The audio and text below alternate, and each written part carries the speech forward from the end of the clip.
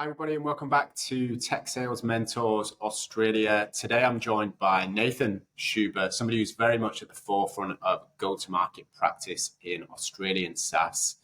He's somebody who's absolutely committed and focused on being one of the top thought leaders in Australia when it comes to scaling SaaS startups. He brings an interesting and unique background. He's been a seller and a successful one at that. Senior AE at Go1 for almost 4 years, sales director at Aussie startup Zipline, and has more recently transitioned to head of go-to-market new products with Go1, where he finished up recently. Nathan, thanks for coming on. Happy to be here. Really keen to dive in. So how would you describe the work that you're doing now, bearing in mind what we've just talked about?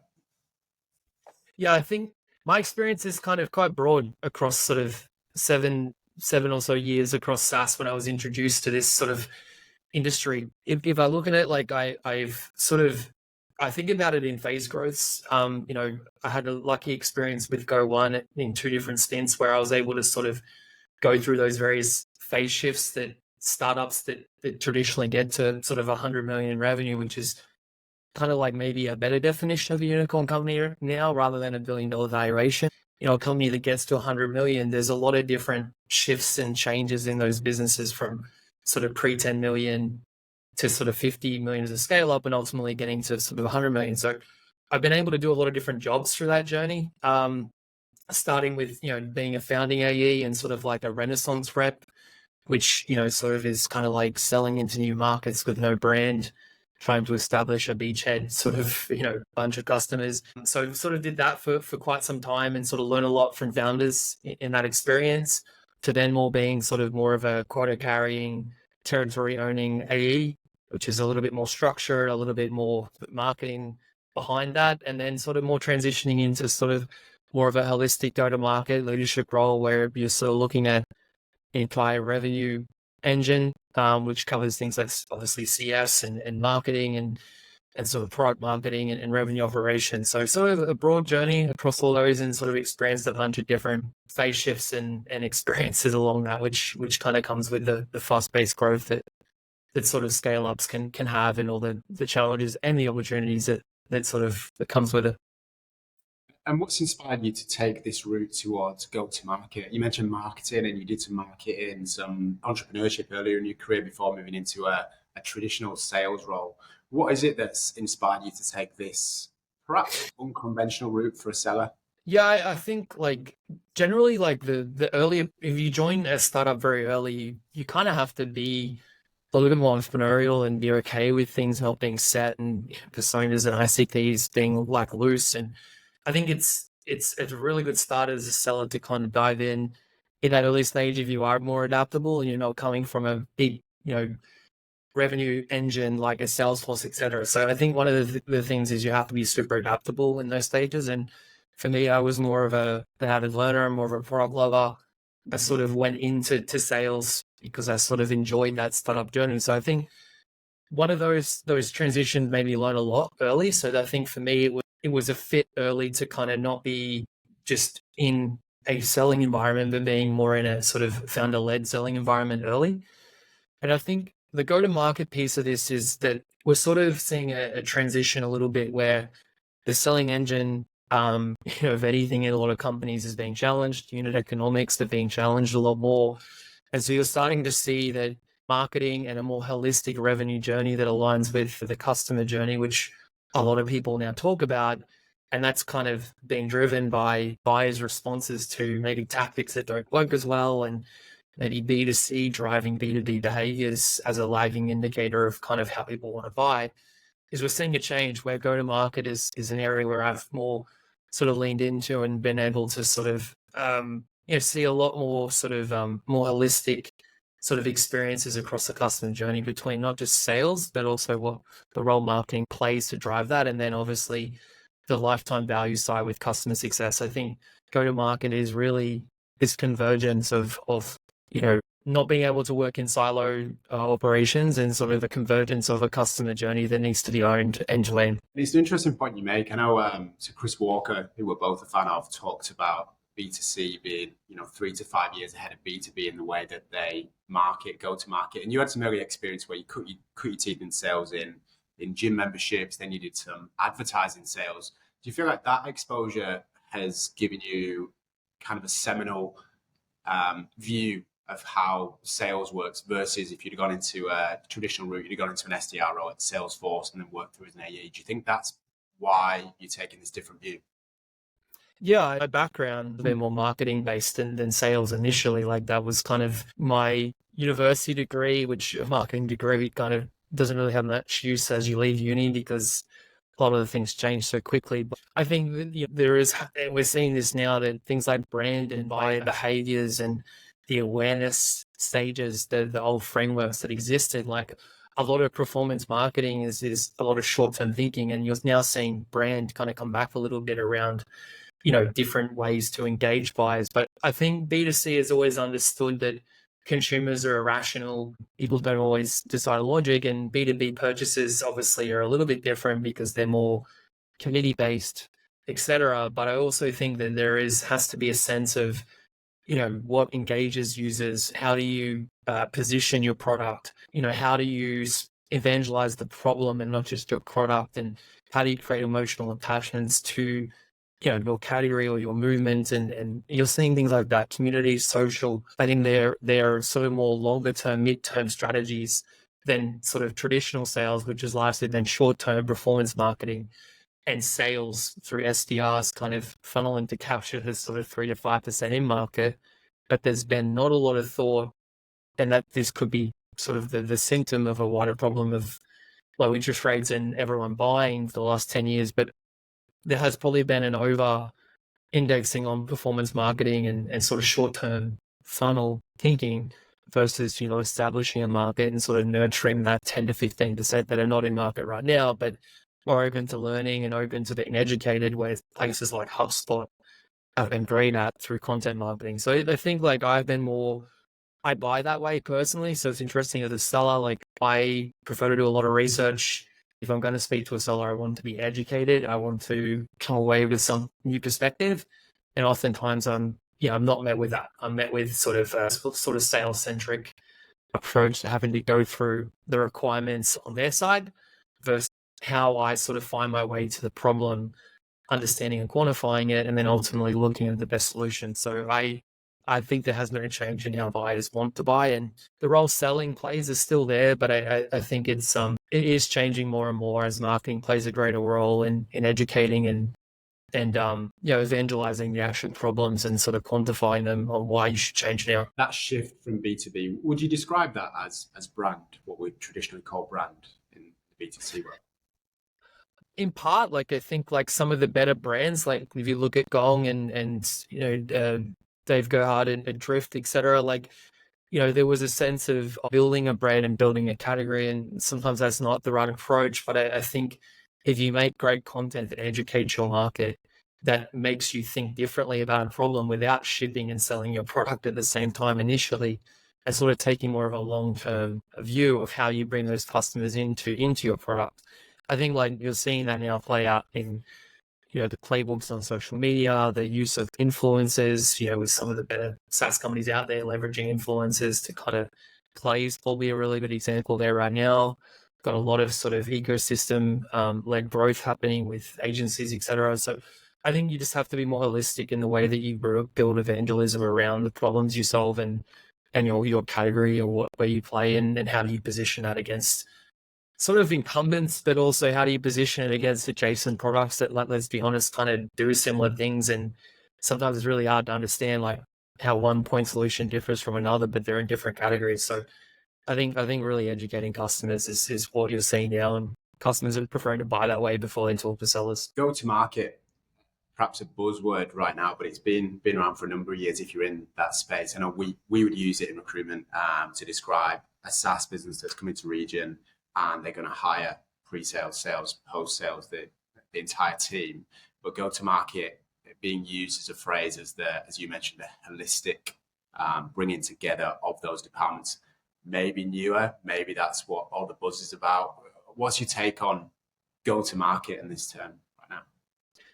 Yeah, I mean, It's interesting. Like, you could say it's kind of like semantics and like it's just kind of a new defined new branding of new roles, etc. But I think, in my view, what it is, it's kind of like a shift to like what SaaS is, and you could argue even SaaS in this AI world may have some challenges going forward. But um, a lot of go to market or like sales and marketing and CS is the business and the revenue engine that's been created over the last 10 years is still kind of adopted the same principles of perpetual software before the cloud.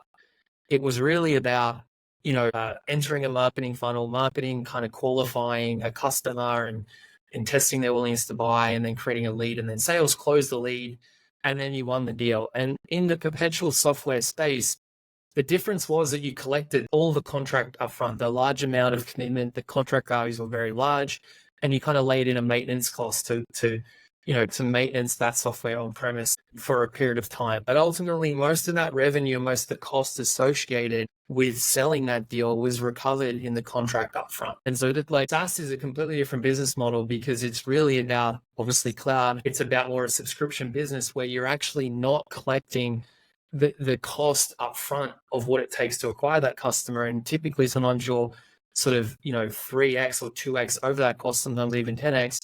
But what that means is then you're having to rely on renewals and the idea that the product continues to get better, that customers will stay with you for 3 to 5 years to recoup the costs.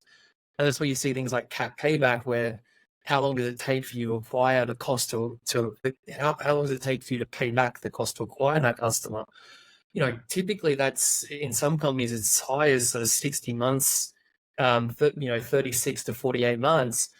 And what we're seeing now is that would require a lifetime value of 5 years or so, right? And we're now seeing that in this environment where it's a lot harder, that the LTVs are not there. And so what Bring to Market represents is truly understanding the whole journey from when you first interact with a customer, when they first become aware of you, whenever they first leave their first digital touch point, all the way through to the lifetime value of that customer. What does that look like, and how do you optimize for better unit economics with longer term value? And I think that's what you're seeing now is that you can't just acquire any customer. You're going to have to look for customers that align to your product, align to the problems you solve, and ultimately have business impact, where they stay with you longer. Because if you're not keeping them longer than sort of 1 to 2 years, then you're not recouping the costs. Because then, typically go to market and sales and marketing teams account for anywhere between 50 to 70% of ARR costs of revenue. So it's a large amount of CAC, and if you're not ultimately recouping that, then ultimately your business is negative as far as generating revenue on your burn rates and things like that. So I think that go to market is really a view of what does it cost to acquire, and then ultimately what is the long-term value of that customer. And sometimes early on you have to make assumptions on that, but you have to align with what the data is telling you over time and make adjustments. And that requires more of a go-to-market focus than just a sales focus and siloed approach. And the urgency of this new unit economics is really sped up, as we know, because it's much more difficult to acquire new business at the moment, but also lending is much more costly. So that era of grow at all costs is finished, and the VCs and PEs are looking at the businesses they've invested in, and if they're not getting the right return, then they're not investing in those businesses. That's why it's become more immediate, right? It's very much a talking point for VCs and PEs, and you've also got the likes of, and we'll go on to AI, but the likes of NVIDIA, where they're smashing their forecasts out of the park, which shines an even bigger light onto Salesforce, for example. When they slightly miss, there's just so much pressure on these businesses to improve their unit economics. So very, very clear at the top level what they're saying. But what implications then does this have on the people who are in those businesses, for the sales leaders, for the sales reps? What does it mean? Yeah, I think, you mentioned Chris Walker before, a big fan, but we are sort of in a profitable, efficient growth stage.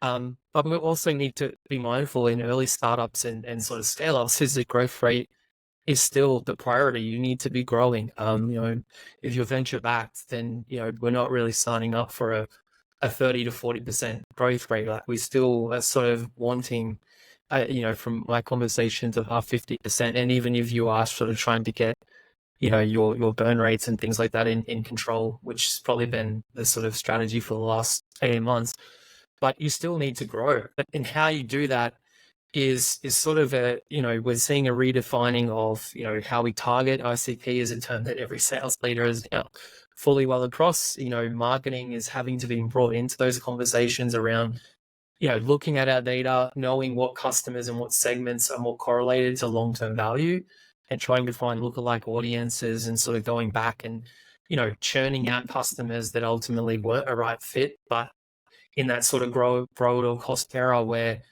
sales times average quota attainment was kind of like the way to scale, is you're now seeing a more sort of deliberate approach to growth, which is really about right fit customers, realigning on sales productivity and efficiency, which could mean doing more with less, and sort of thinking about what does sort of the actual maximum productivity of a single AE and an SDR for that matter, what does that look like? And sort of remodeling, a sort of CAC payback that's sort of between 12 and 24 months, not 36 to 48 months. And I think CAC payback's a really good measure to look at, how efficient you are at acquiring revenue. And I think the more sales leaders understand the levers of that, like what they can do, and sort of looking for low CAC channels and maybe looking at other sort of acquisition vehicles.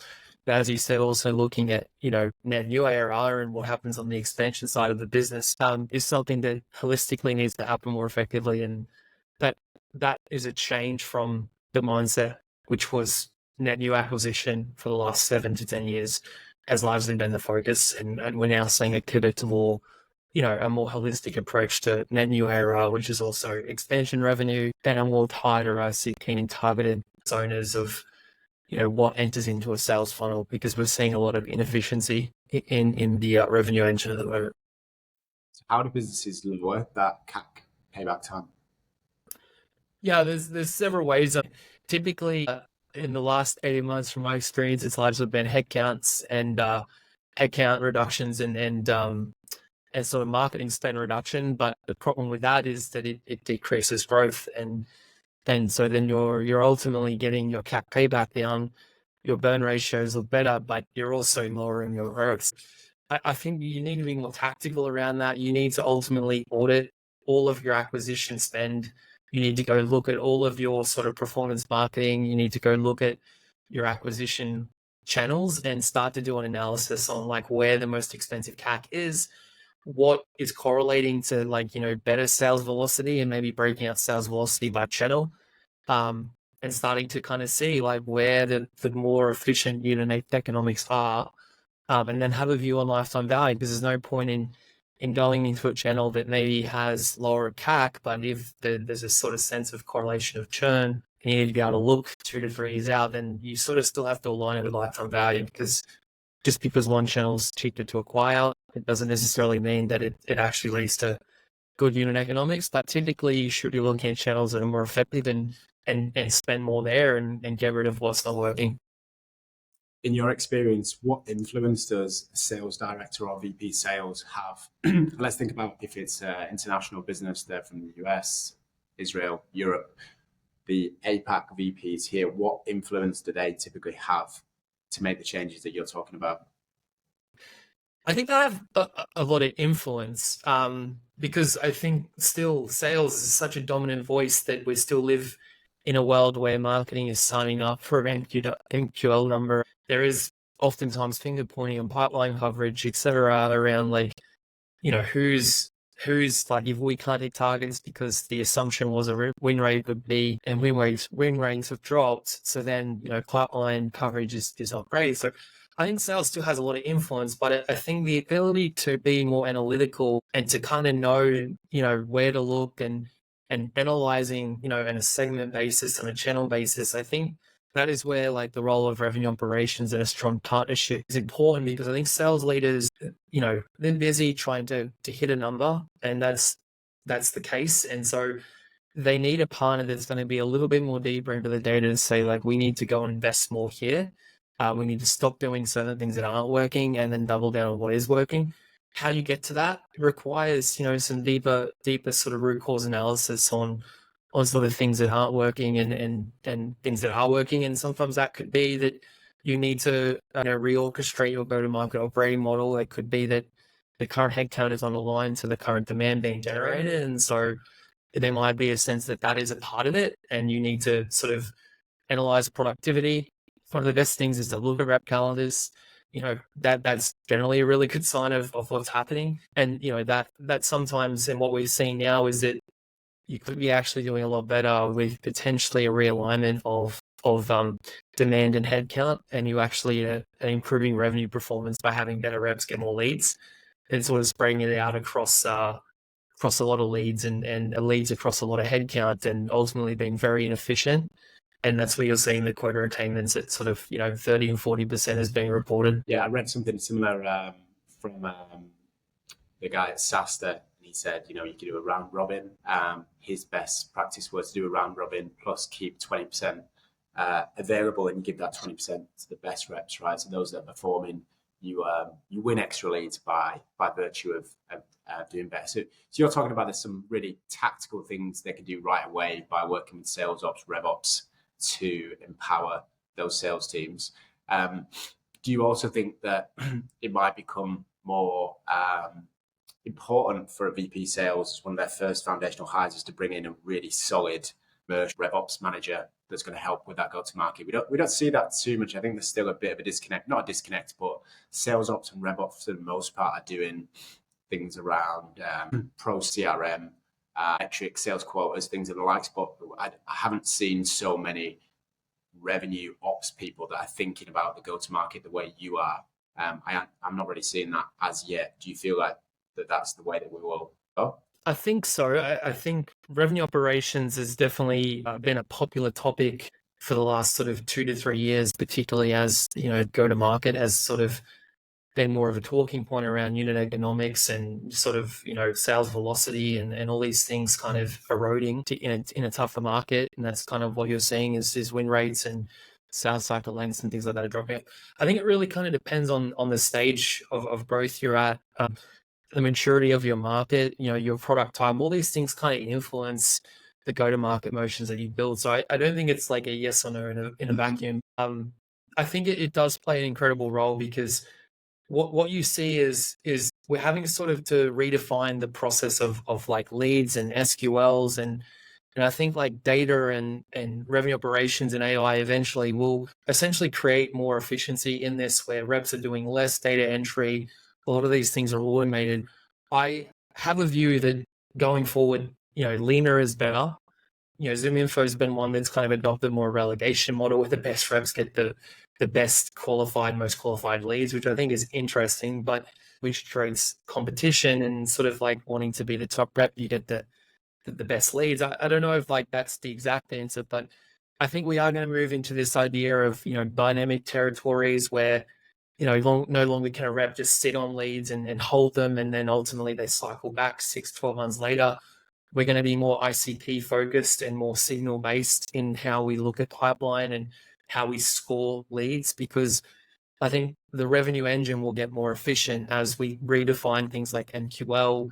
We redefine what intent means when we know that like people are actually in buying motion and they're not just kind of entering into a sales cycle and then ultimately, in pipeline for a lot of reps for 6 to 12 months when they're a mid-market sale, when they should really been qualified out early. The best reps I've ever worked with really prioritize their time, and so they spend a lot of time early on just qualifying out and protecting pipeline, but also, sometimes reps default to bringing, opportunities into cycle to pump up their sort of quota and pipeline coverage. But ultimately, if we were more aligned as a go-to-market, that would not happen. And the feedback loops would be back to sort of marketing and feeding the information back that we've missed on pipeline. I think like the more that we can get more defined around those benchmarks and more defined around what an MQL is and being tight on those things and adjusting them with more data, is the more efficient these machines will work, and close rates can sort of move more toward, win rates can move more towards 30 and 50%. We can have more optimal OTE to quota capacity. We can look at reps carrying more quota, maybe having less, and sort of being marketing, doing more of the qualification and sort of being more deliberate around sales when they start sales cycles. I think it's going to be that's going to be the challenge around, the redefining of when a sort of a lead hits sales and when sales should be selling. And, is their role really to educate? Probably not. I think that's a marketing role, and sales should really be dealing with people who have a priority to take action versus trying to sell the priority to take action. So it sounds like there's going to be a redefinition of roles and skill sets. Who's doing what within the sales process here? You mentioned lean is going to be really important. We've seen some headcount changes already. It sounds like the new skill set of a sales leader is one that's very analytically focused, isn't just here's my playbook, let's go to market, a hammer type profile. It seems like that's going to expand beyond, and having an analytical mindset to come in and make these changes, understand where they can be more effective in a leaner way is really important, or bring somebody with them who can do this. Maybe that is the go-to-market professional. The skill set of sales reps seems to be changing as well. What are your thoughts on the full stack AE, the return of the full stack AE doing everything? So Yeah, there's probably nuances to this answer because it probably depends on the sort of stage of business, the vertical that you sell in, your product type. There's always nuances, the persona you sell to. There's always, in my opinion, like there's always going to be a need for AEs to self-source, like there should. But a lot of that activity should really be about, defining their network, leveraging referrals, leveraging sales plays that are built. Like it can be like, if we've got a sense of message market fit, or we've found a message that resonates in a particular vertical, then like we're really pivoting. So it's really tactical, I think, in regards to what AEs should be doing. I think if you're sort of in a mid-market velocity sale, I think it needs to be very deliberate with how much prospecting an AE does, because if they're expected to close, 3 to 5 or 6 deals a month at a 20K, 30K CV, I think it's quite difficult to do a lot of prospecting alongside closing them. So it's always have to be balanced. But I think if we move into enterprise, I think we are seeing sellers that need to partner close with marketing, that need to have a really good understanding of buying triggers, personas, enablers, champions inside organizations. I often see the move to upmarket from companies as more of a response to maybe a degrading in sales velocity. Win rates are dropping, ECVs are dropping. Their set of S&D sale has been difficult. They're seeing churn, so their natural move is to go upmarket and increase the sort of average contract values to sort of make up for other areas of sales velocity eroding. I think there's real challenges there, though, if you're not deliberate in that approach. Like you can't just go hire an enterprise seller and rely on their executive acumen and like their ability to go and, maneuver their way in to executive teams. I think you have to be very deliberate with your approach to that. Like, and what happens in my experience is you have to look at the data to start with. So you need to, and these sellers are a part of this, but product marketing plays a key role in sort of looking at the current book of business, what deals have the fastest sales cycles, what deals have the quickest upsells, what sort of other sort of product usage data or value realization, what are the sort of data points that indicate that the current product has solved a big problem, meaning there's been urgency to buy because sales cycles were faster, or there's been upsell very quick, or expansion in product usage that indicates that once the product was used, that it really solved the problem. So if you start there and then you start to segment that and look for sort of industries or verticals or personas that kind of give off sort of answers or findings that would then guide your approach to upmarket, that's how you should be thinking. So when you go upmarket, you're targeting more, not just any upmarket, but you've got a thesis on what that entry point is, what that beachhead looks like.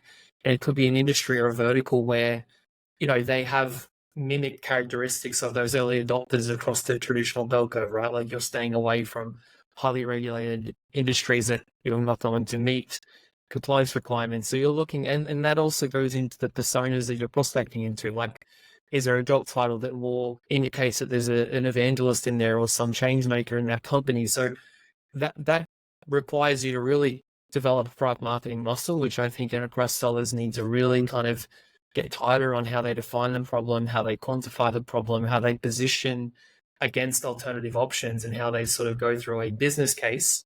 But, it really is about intentionality and understanding signals and your total relevant market right now, and not just a TAM that says we're going to go up market. I think that really does require enterprise sellers to be closer to sort of the marketing teams and the marketing muscle that the company has to sort of say, here's our 12-month view of who we're targeting, here's why, and here's the message, and we need to refine this and build feedback loops over that journey if it's not working, and then ultimately reassess after 12 months, because it's not a quick, it can't happen quickly, because, you may take on customers that ultimately are not an ICP fit, but they also, give you sort of issues with your product roadmap creep, and they take you in a different direction. It's different to your SMB mid-market customers, and then ultimately you have problems on servicing, customers that aren't really defined to your sort of core ICP. And so I think it really needs intentionality, and I think enterprise sellers need that support too from product marketing and marketing. So in terms of predictions, if we talk about enterprise is already a segment in which revenue per head is much higher than SMB and mid-market. So by virtue, there are less people in enterprise sales with an organization, right? The rise of AI and what you're talking about, a much greater alignment with marketing, with product fit, with P fit. There could well be a scenario where there are less of those people, right, that are doing more revenue and taking a bigger take home pay because they're doing more of that customer journey. I think we could very much see that enterprise segment go in that way. What about SMB and mid-market? Can you see any clear direction in which the structure of that workforce might change? With AI, it's quite interesting, because I think at the moment we haven't probably seen the disruption that will come in the next 3 to 5 years. I listened to Mark Reversion. I think what he says is very true. We're kind of in the Netscape space of the internet browser. Google's not really here yet. So, we are seeing more of a shift to the sort of snowflake business models of consumption and those types of things that are kind of changing the way that, reps are being incentivized and the comp plans that are being built. I think we'll probably see more of that as, new business models come out that are more geared towards value realization and companies more choosing product usage over seat-based licensing at times. So I think you'll see all that, and that is likely to play out in the sort of mid-market S&D space first, because if you find in the enterprise, consumption's a challenging thing, because sometimes the CFO will want guarantees on how much spend. So you might see a lot of negotiation happen with capping and things like that in the enterprise, but in S&D mid-market, you will likely see business models be challenged over the next 3 to 5 years, in my belief. And so I think that that's changed. Product growth has already kind of changed the dynamics a little bit, but you're also seeing those companies pivot to have sales motions. So I think it's still a holistic sort of approach, but I think the SDR model and sort of the high CAC model for ACVs under 10, 15K are really being challenged, where the product and marketing really needs to drive velocity, and it's very difficult to have, those sort of two-stage sales cycles with low sort of under 10K CV. I don't think it really works at this point. I think it's been proven that a lot of companies were running those motions, and it just doesn't work now. So I think you're going to see an emergence of DLD continue, but then sort of AI play a role in sort of that value journey to increasing lifetime value. And then I think you're going to see sort of the upper mid-market probably still stay with two-stage approaches, but with SDRs moving more under marketing and playing a different role than just short-term meetings booked. I think it'll be a part of the overall education piece, and, a view of targeting those 10 to 15% buyers that are more open to having a discussion than in buying mode. And the messaging you have will be different, right? You're trying to educate, you're trying to change the point of view, you're trying to sort of attached to people who are kind of in a open state of mind, but not ready to buy. But then ultimately those conversations are not driven to MQL, SQL right now. They're more driven to sort of a more longer term initiative. They might be more into the community, into different other nurture channels that the SDR is also aligning with. That then, eventually falls into the funnel, but only when the customer's ready to take action. So that's been dictated by a greater alignment with the buying cycle of the customer and spending more time with the ICP in the right places, right? What's your take on Is it tech that's getting us there to be able to enable businesses to be more aligned? When to talk with customers, how to talk to them, in market, what messaging suits different stages of their buying journey. What's the difference now that we didn't have 2-3 years ago?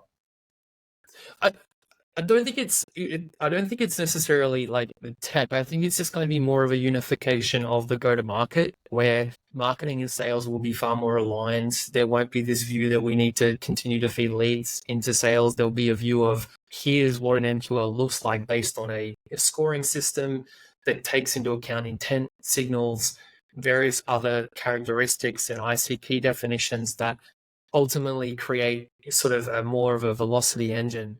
But marketing will take more of that role through, as you said, messaging, education, community, other various forms of engagement and personalization. I think that's one thing that AI will allow, and a more unified go-to-market is personalization of message, better nurturing and funnels, and maybe things that are not short-term focused as much. And I think that ultimately those create more efficiencies downstream, where you can look at win rates and conversion rates and sort of the funnel metrics of sort of deal stage that look more optimal and are more predictable over time. So I do think part of it is tech, but part of it is unifying metrics and aligning on really what the goals are, what the benchmarks are, what the sort of the main value points are, and what determines when a person enters a sales cycle and they're going. I think like a lot of tough conversations need to happen there that kind of align with the buyer journey a lot more and how buyers want to buy.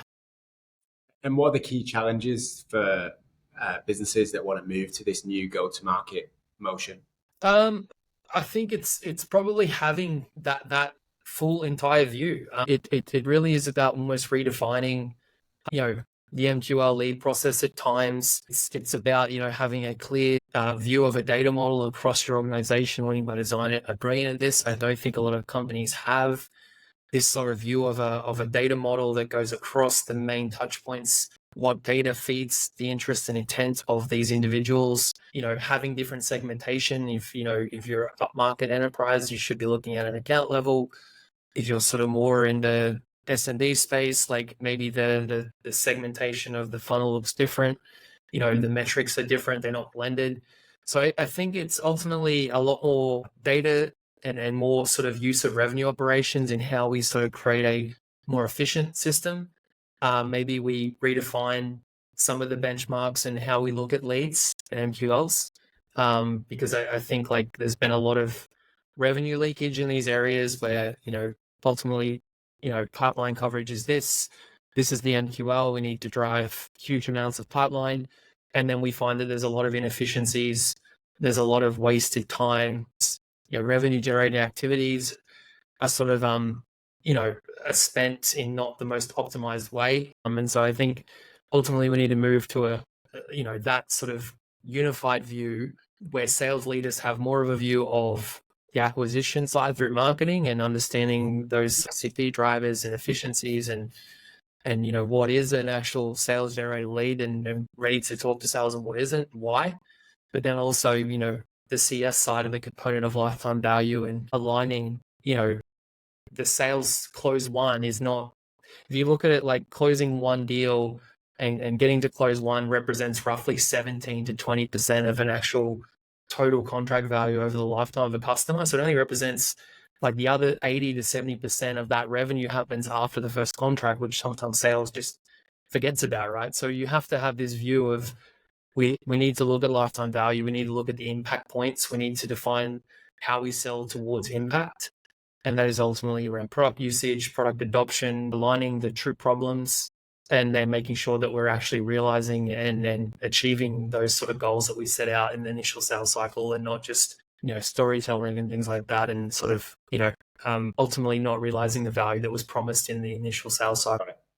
I'm going to ask you two final questions, which are practical questions, and it's a kind of how would you type approach. The first one, I'm a founder of a SaaS company, Aussie SaaS company. I'm pre 10 mil in revenue, let's say 5 to 10. Who should I be hiring?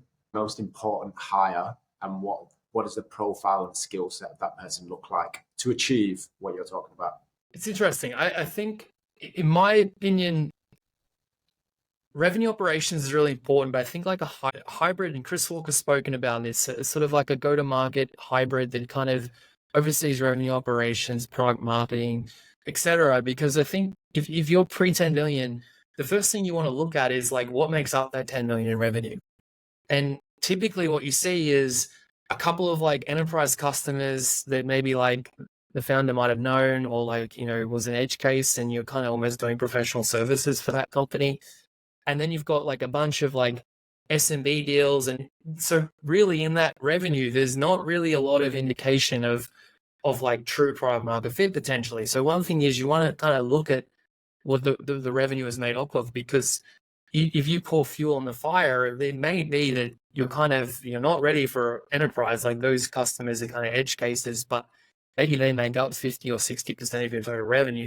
You might need to actually spend some time going back on to the problem, the product market fit stage a little bit before you go and put fuel on this. So I would say someone who can get deep into the data, understand the use cases, the personas, find forms of like repeatability, any patterns that will guide how you approach that next phase. And then I think ultimately, I think a sales leader is important as you get closer to 10 million in revenue.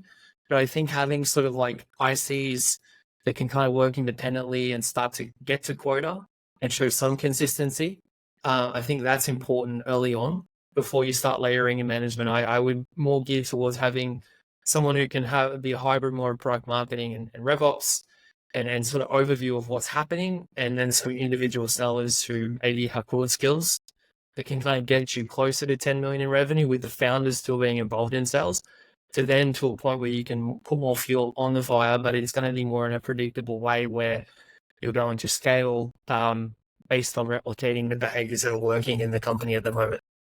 Got it. And then second question, advice for a sales rep that's about to embark upon a career in the SaaS industry, wants to reach the heights of individual seller success over 10, 15 years. What are the skills that they might be thinking about acquiring and the route to that success? I'm thinking about, what type of vendor should they join?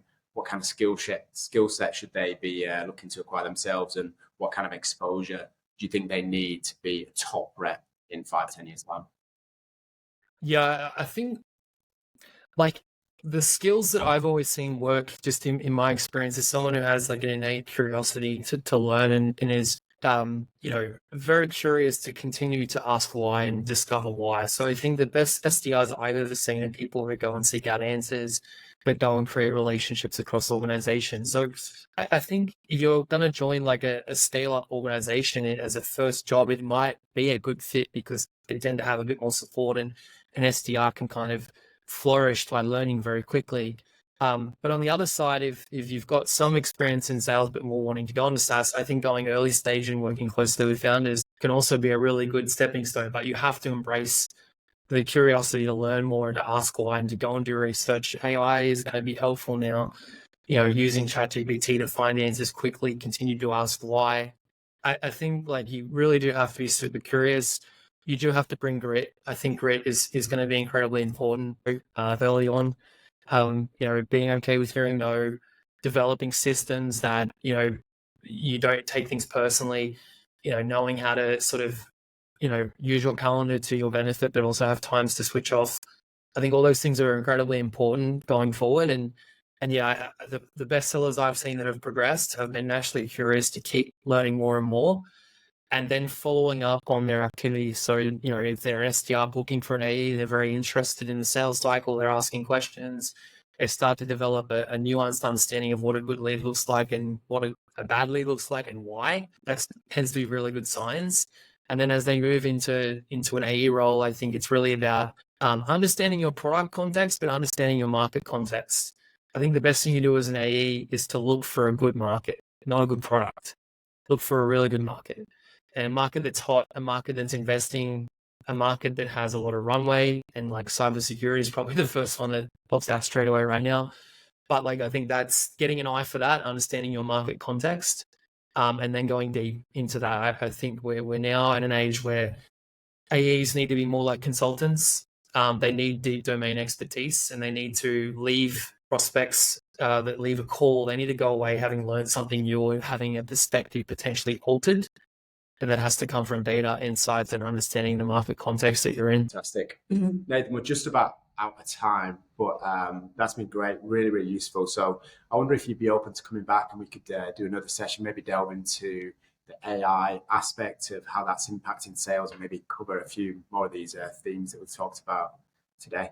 Yeah, we'd love to. I think AI is really challenging budgets at the moment, and I think you're seeing, if you don't position with AI, you're in maybe a shrinking budget area. If you're positioning towards AI, then procurement might be looking at what the 3 to 5 year window looks like for your product, and it's kind of hard to guess, I think, right now what that looks like. So it's interesting because you are seeing budgets bifurcate.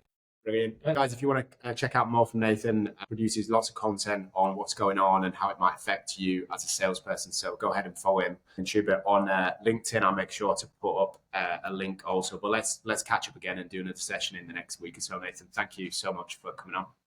Awesome. Pleasure. Thanks, John.